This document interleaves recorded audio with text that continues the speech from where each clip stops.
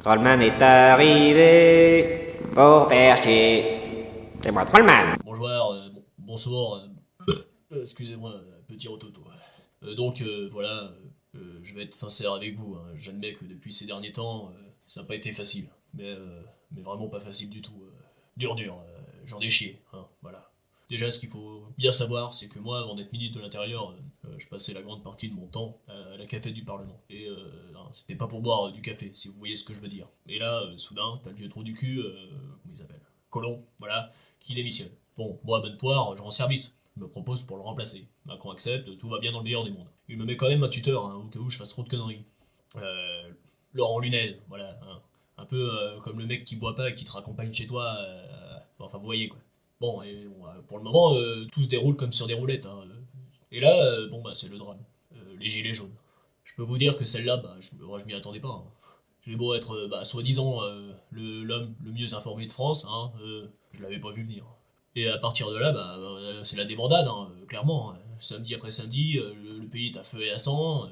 Il y a le patron qui ordonne couillonnade sur couillonnade, répression judiciaire, flashball dans ta gueule, garde à vue préventive, et tout le tralala. Moi, en première ligne, obligé de mentir en permanence, j'entends des Castaner nique ta mère, enfin, le bordel, quoi. Tant vous dire, j'avais le moral à ras les chaussettes, hein.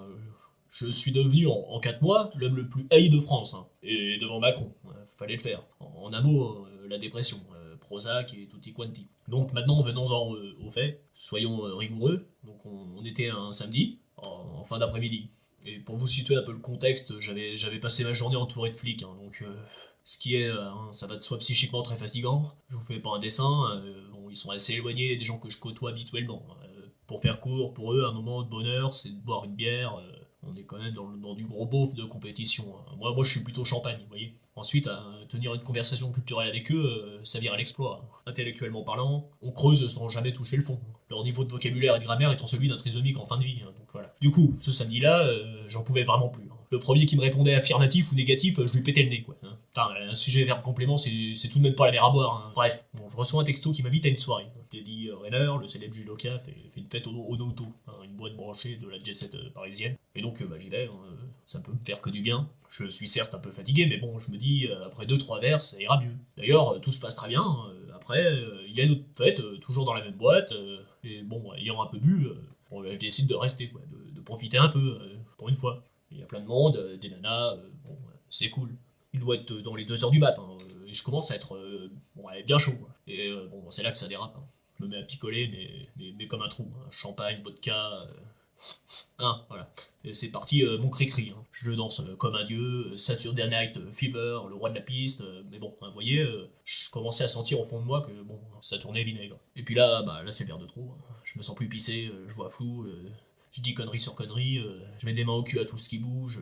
Vous savez, l'alcool, hein, ça pardonne pas, hein. C'est à ce moment-là, que j'ai vu la petite pute, là, quoi. Elle me faisait de l'œil, la salope de base, hein, le genre de nana que t'encules sans demander, quoi. Vous voyez le genre, voilà.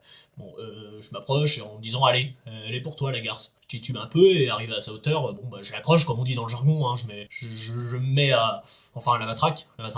Bon, j'en pouvais plus, quoi. Je lui glisse des...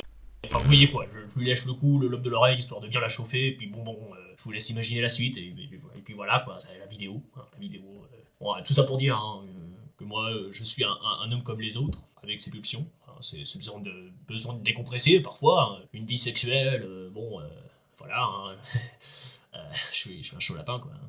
Et puis voilà, quoi, donc c'est vrai que si cela a pu choquer certaines personnes, tout ce que je peux leur dire, c'est que voilà, hein, j'étais bourré.